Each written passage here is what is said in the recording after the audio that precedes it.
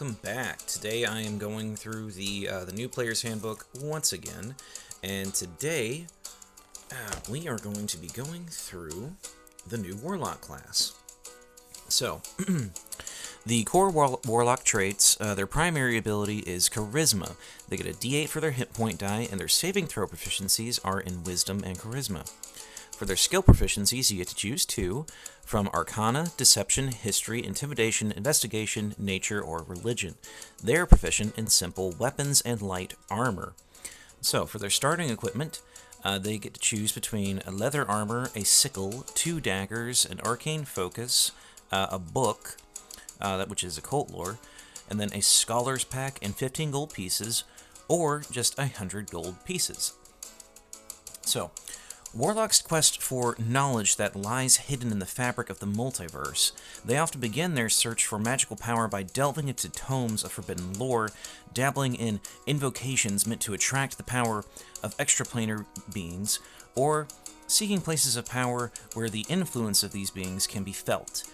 In no time, each Warlock is drawn into a binding pact with a powerful patron, drawing on the ancient knowledge of such beings such as angels, archfey, demons, devils, hags, and alien entities of the far realm.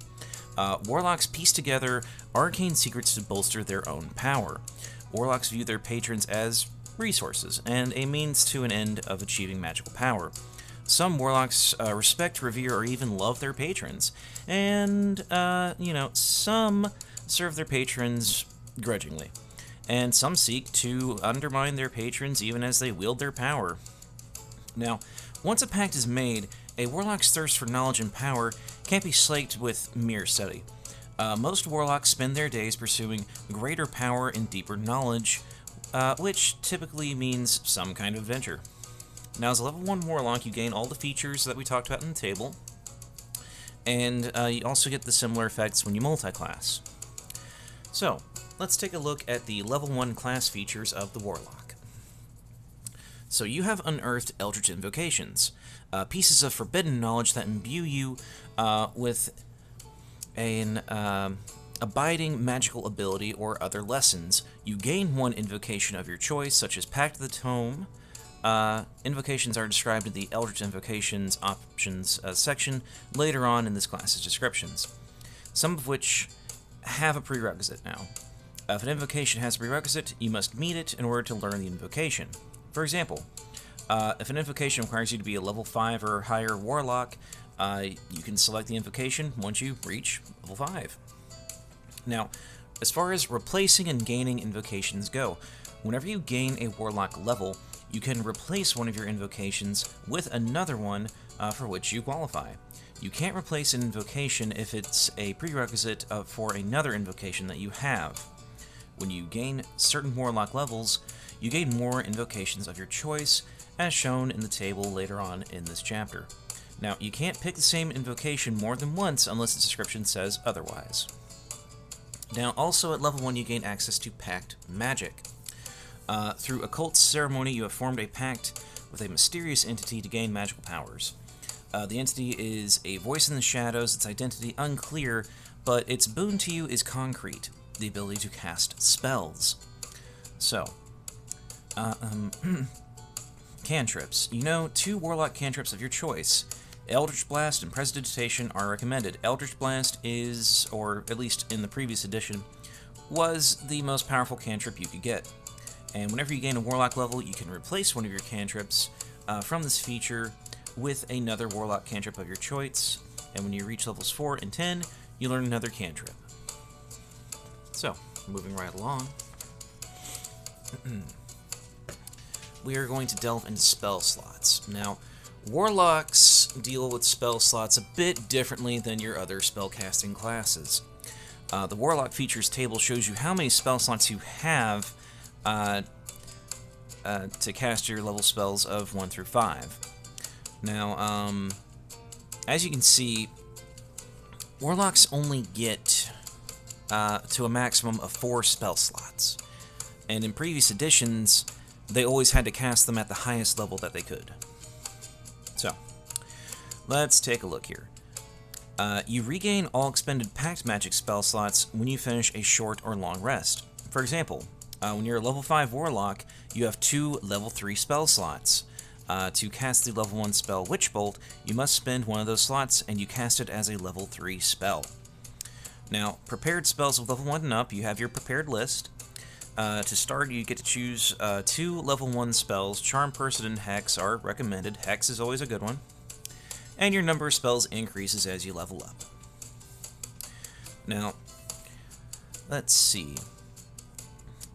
If you gain a Warlock feature that gives you another prepared spell, it doesn't count against the spells prepared. Now, changing your prepared spells, you can do that whenever you gain a level.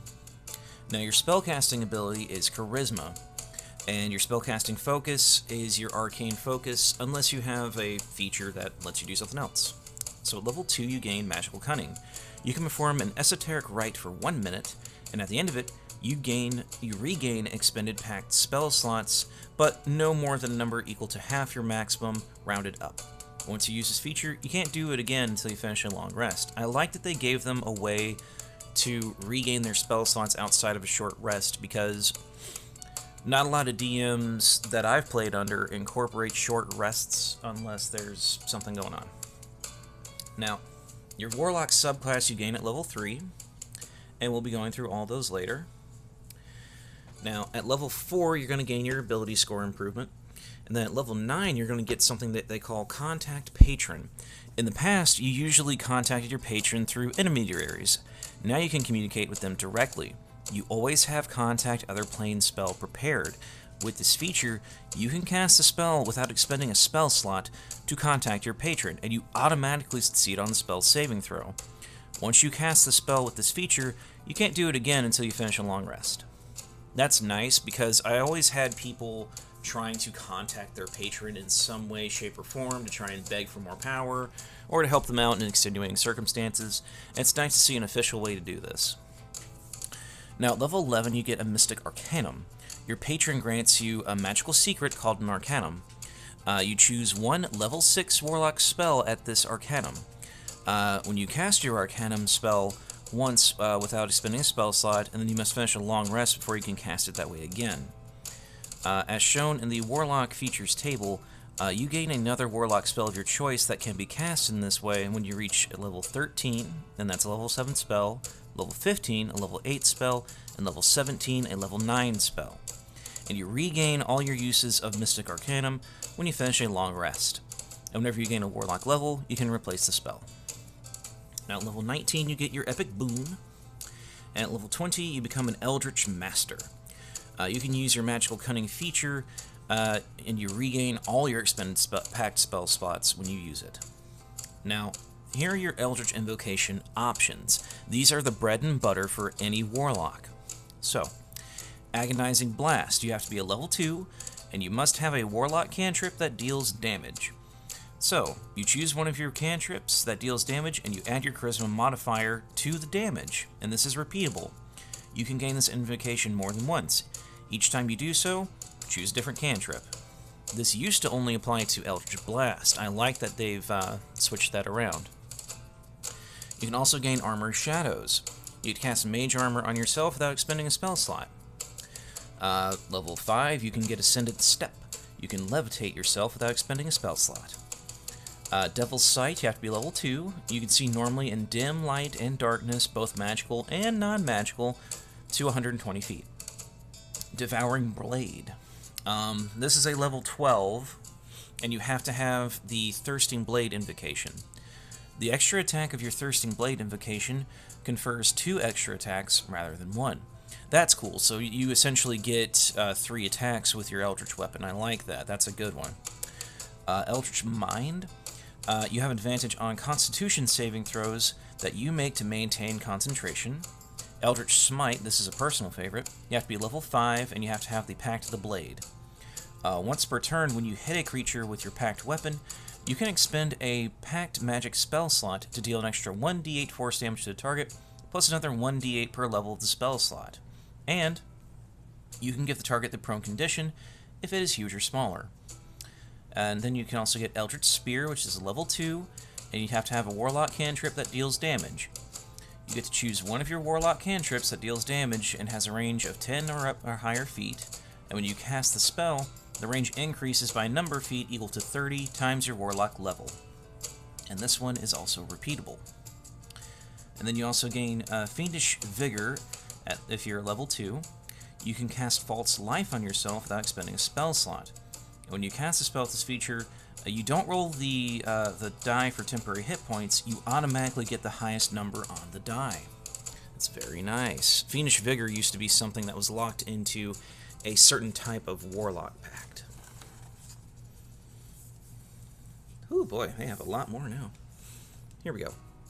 So, if you're level 5, you can get Gaze of Two Minds. You can use a bonus action to touch a willing creature and see through its senses until the end of your next turn, as long as the creature is on the same plane of existence as you. You can take a bonus action on your subsequent turns to maintain the connection, extending the duration until the end of your next turn. The connection ends if you don't maintain it. While perceiving through the other creature's senses by that creature, you can cast spells as if you were in their place, or the other creature's place if you two are within 60 feet of one another.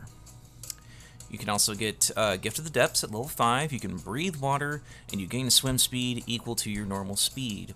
You can also cast Water Breathing once a day without expending a spell slot. Now, Gift of the Protectors. This one's a level 9 and requires Pact of the Tome Invocation. A new page appears in your Book of Shadows when you conjure it. With your permission, a creature can take an action to write its name on the page, which can contain a number of names equal to your Charisma modifier. When any creature whose name is on the page is reduced to 0 hit points, but not killed outright, they magically drop to 1 hit point instead. Once this magic is triggered, no creature can benefit from it until you finish a long rest. As a magic action, you can erase a name on the page by touching it. So it's kind of like the opposite of the Death Note. So, at level 5, you can also get Investment of the Chain Master if you have Pact of the Chain Invocation. When you cast Find Familiar, you can infuse some of the summoning power of your familiar with your Eldritch Energy, granting you benefits. You can choose for them to have a fly or swim speed of your choice, up to 40 feet. Quick Attack. As a bonus action, you can command the familiar to take the attack action. And Necrotic or Radiant Damage. Whenever the familiar deals bludgeoning, piercing, or slashing damage, you can have it deal Necrotic or Radiant instead. And it also has your spell save DC for saving throws. And when the familiar takes damage, you can take a reaction to grant it resistance against that damage. So I like this. This is a lot better than previous iterations of that, as mostly just your little buddy has more HP and you can do more remote viewing stuff through them. Now, at level 9 for Pact of the Blade, you can get Life Drinker. Once per turn, when you hit a creature with your Pact weapon, you can deal an extra 1d6 necrotic, radiant, or psychic damage to the creature. And you can expend one of your hit points dice roll and regain number of hit points equal to the roll plus your Constitution modifier. At level 2, you can get Mask of Many Faces. You can cast Disguise Self without expending a spell slot. Level 5, you can get Master of Myriad Forms. You can alter self without expending a spell slot. Misty Visions, you can cast Silent Image without expending a spell slot. Level 5, you can get One with Shadows. When you're in an area of dim light or darkness, you can cast Invisibility on yourself without expending a spell slot. It used to just make you invisible. Level 2, you can get Otherworldly Leap. You can cast Jump on yourself without expending a spell slot. Now, here are the different pacts. So, Pact of the Blade.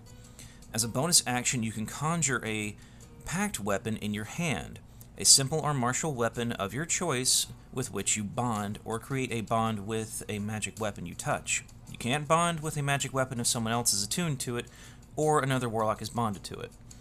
Until the bond ends, you have proficiency with the weapon, and you can use it as a spell casting focus.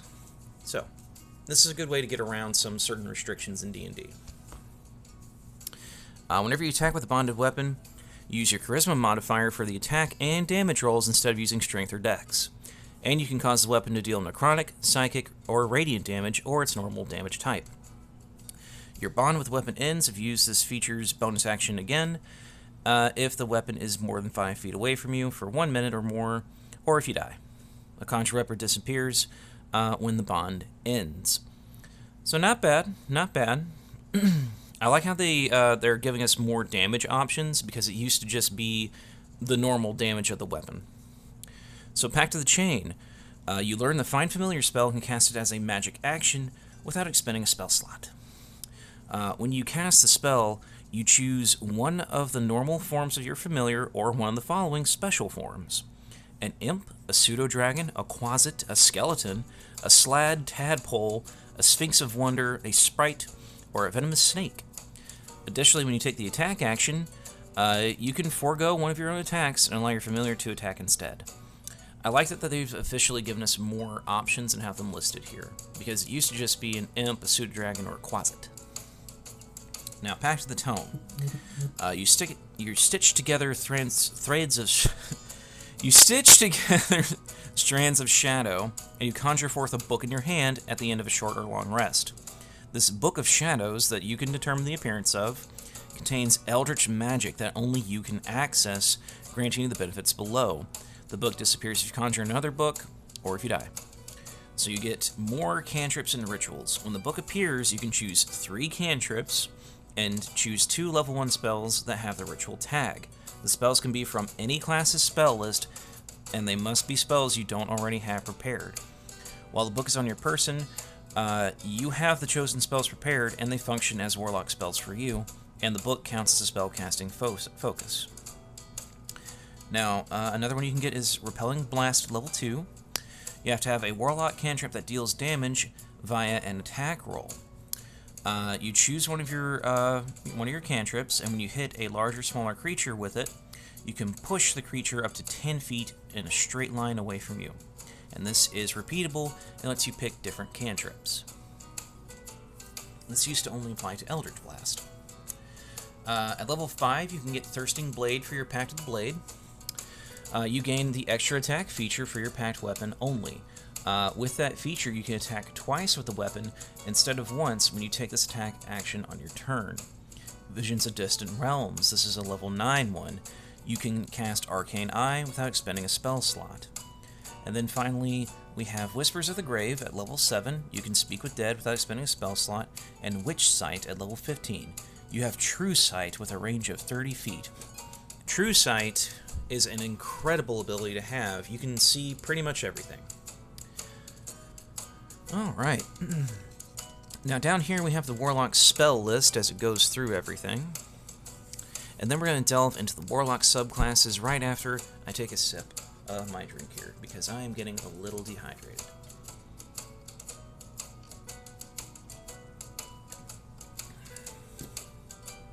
Okay, so we are going to kick things off with the Archfey Patron. You've made a bargain with a whimsical Fey. Your pact draws the power of the Feywild. When you choose a subclass, you might make a deal with an Archfey, such as the Prince of Frost, the Queen of Air and Darkness, Ruler of the Glooming Court, Titania of the Summer Court, or an Ancient Hag. Or you might call on a spectrum of Fey, weaving a web of favors and debts. Whoever they are, your patron is often inscrutable and whimsical. This is one of my favorite patrons to get to play as whenever I DM. Now, the magic of your patron ensures you always have a certain spells ready. When you reach the Warlock level specified on the table, you always have the spells prepared. So they get Calm Emotions, Fairy Fire, Misty Step, Phantasmal Force, and Sleep. At level 5, they get Blink and Plant Growth. Level 7, Dominate Beast, and Greater Invisibility. At level 9, they get Dominate Person and Seeming. At level 3, you also gain the Steps of the Fae. Your patron grants you the ability to move between the boundaries of the planes. You can cast Misty Step without expending a spell slot a number of times equal to your Charisma modifier, and you regain all expended uses when you finish a long rest. In addition, whenever you cast the spell, you can choose one of the following additional effects. Refreshing Step. Immediately after you teleport, you or a creature you can see within 10 feet of yourself gains 1d10 temporary hit points. And then you can get Taunting Step. Creatures within 5 feet of the space you left must succeed on a Wisdom saving throw against your spell save DC, or have disadvantage on attack rolls against creatures other than you until the start of your next turn. I like this, that I believe this used to just give you just Misty Step, and then none of this extra stuff. Now, at level 6 you get Misty Escape. You can cast Misty Step as a reaction in response to taking damage. In addition, you get the following options. Disappearing Step, you become invisible until the start of your next turn, or until immediately after you make an attack roll, deal damage, or cast a spell. There's also Dreadful Step. Creatures within 5 feet of the space you left, or the space you appear, must succeed on a Wisdom saving throw against your spell save DC, or take 2d10 psychic damage. I like this. This is also a little buff. Now, level 10, you also gain Beguiling Defenses. Your patron teaches you how to guard your mind and body. You are immune to being charmed. In addition, immediately after a creature you can see hits you with an attack, you can use a reaction to reduce the damage you take by half, rounded down. And you can force the attacker to make a Wisdom saving throw against your spell save DC. On a failed save, the attacker takes psychic damage equal to the damage you take. Once you use this reaction, you can't use it again until you finish a long rest, unless you expend a Pact Magic spell slot to restore your use of it. That's pretty good. That is pretty good. Let's see here. Now, at level 14, you're going to get Bewitching Magic. Your patron grants you the ability to weave your magic with teleportation. Immediately after you cast an enchantment or an illusion spell using an action and a spell slot, you can cast Misty Step as part of the same action without expending a spell slot, which triggers all the other stuff we talked about previously. So that's pretty good. And now, this one is interesting. This is the Celestial Patron. In previous editions, this was much more healing focused. So the magic of the Celestial Patron, you can call on the power of the heavens. Your pact draws on the upper planes, the realms of everlasting bliss. You might enter an agreement with an Empyrean, a Quatl, a Sphinx, a Unicorn, or another heavenly entity. Or you might call on numerous such beings as you pursue your goals in line with theirs. Your pact allows you to experience a hint of the holy light that illuminates the multiverse. So, they literally are the favorite children of the god. So, Celestial Spells. At level 3 you gain Aid, Cure Wounds, Guiding Bolt, Lesser Restoration, Light, and Sacred Flame. Level 5 you get Daylight and Revivify. Level 7 you get Guardian of Faith and Wall of Fire. Level 9 you get Greater Restoration and Summon Celestial. Already the spells look better. Level 3 you also get Healing Light. You gain the ability to channel celestial energy to heal wounds. You have a pool of d6s to fuel this healing. The number of dice in the pool equals 1 plus your Warlock level. As a bonus action, you can heal yourself or one creature you can see within 60 feet of yourself, expending dice from the pool. The maximum number of dice you can expend at once equals your Charisma modifier, and then you roll the dice to expend it. And restore a number of hit points equal to the roll's total. Your pool regains all expended dice when you finish a long rest. This one's very, very healing based. Now, level 6, you gain Radiant Soul. Your link with your patron allows you to serve as a conduit for radiant energy. You have resistance to radiant damage. Once per turn, when a spell you cast deals radiant or fire damage, you can add your Charisma modifier to the spell's damage against one of the spell's targets. Which is pretty good. Pretty good. Now, at level 10, you're going to gain Celestial Resilience. You gain temporary hit points whenever you use your Magical Cunning feature or you finish a short or long rest. These temporary hit points equal your Warlock level plus your Charisma modifier. Additionally, you get to choose up to 5 creatures you can see when you gain the points. Those creatures each gain temporary hit points equal to half your Warlock level plus your Charisma modifier.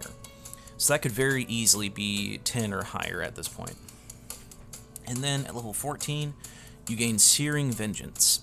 When you or an ally within 60 feet of you is about to make a death saving throw, you can unleash Radiant Energy to save the creature. The creature regains hit points equal to half its hit point maximum and can end the prone condition on itself. Each creature of your choice that is within 30 feet of the creature takes radiant damage equal to 2d8 plus your charisma modifier. And each has the blinded condition until the end of its current turn. Once used feature, you can't do it again until you finish a long rest. That is super busted. And I know many a cleric that's going to be jealous. I'm a little jealous. And now, the classic. The Fiend Patron. You make a deal with the lower planes. Your pact draws on the lower planes, the realms of perdition. You might forge a bargain with a demon lord, such as the Demogorgon, or Orcus, an archdevil such as Asmodeus, or a pit fiend, a Balor, a Yugoloth, or a night hag that is especially mighty. The patron's aims are evil, the corruption or destruction of all things, ultimately including you, and your path is defined by the extent to which you strive against those aims. Asmodeus is one of my favorites. So at level 3 you get Dark One's Blessing. When you reduce an enemy to 0 hit points, you gain temporary hit points equal to your charisma modifier, plus your warlock level. You also gain this benefit if someone else reduces the enemy within 10 feet of you to 0 hit points. I like that last bit there because that would happen a lot. Someone else would kill the thing and you wouldn't get your HP. Now level 3 you get your spells. You get Burning Hand, Command, Scorching Ray, and Suggestion. Level 5 you get Fireball, Stinking Cloud. Both of those are pretty good. Level 7 you get Fire Shield and Wall of Fire. Level 9 you get Geese and Insect Plague. Geese, you essentially curse someone into performing or not performing an action. And if they do it, they take damage. Oh. Come on, turn the page. There we go. Look at them. So in the artwork that they have, that's a classic tiefling there. And then you have the shadow of Asmodeus behind them.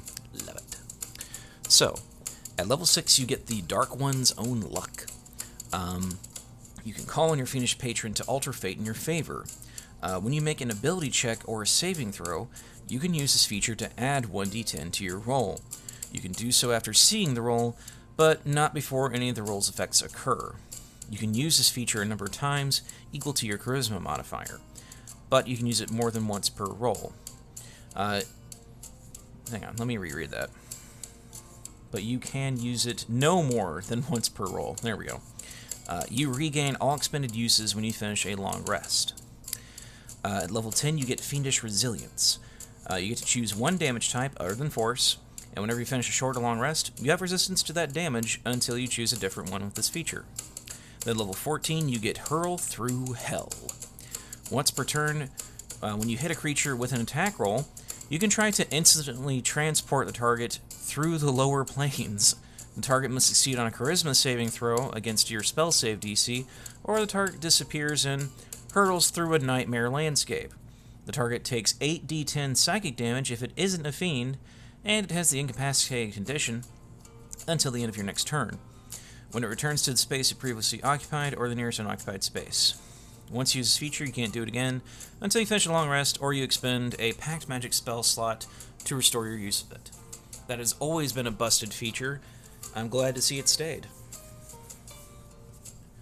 Now, an interesting one. The Great Old One Patron. So, you unearth forbidden lore of ineffable beings.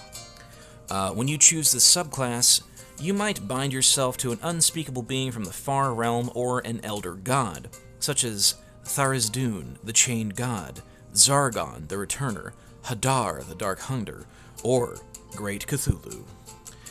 I know a lot of you get excited when you hear that name. Or you might invoke several entities without yoking yourself to one. The motives of these beings are incomprehensible, and the Great Old One might be indifferent to your existence, but the secrets you've learned nevertheless allow you to draw on strange magic from it. So, at level 3 you get Awakened Mind. You can form a telepathic connection between your mind and that of another. As a bonus action, you can choose one creature you can see within 30 feet of yourself. You and the chosen creature can communicate telepathically with each other while the two of you are within a number of miles of each other equal to your charisma modifier. To understand each other, you must mentally use a language you both know. Now, this telepathic connection lasts for a number of minutes equal to your warlock level, and it ends early if you use this feature to connect with a different creature. Now, level 3, you get your spells. So you get Detect Thoughts, Distant Whispers, Phantasmal Force, and Tasha's Hideous Laughter. Level 5, you get Clairvoyance and Hunger of Hadar. Level 7, you get Confusion and Summon Aberration. At level 9, you get Modify Memory and Telekinesis. Both of those are really good spells. I highly recommend them. Now, at level 3, you get Psychic Spells. When you cast a Warlock spell that deals damage, you can change it to Psychic. In addition, you can cast a Warlock spell that is an enchantment or an illusion. You can do so without verbal or somatic components. That can come in handy depending on the situation, especially if you're trying to be stealthy, or if you have your hands tied. Now, at level 6, you get Clairvoyant Combatant.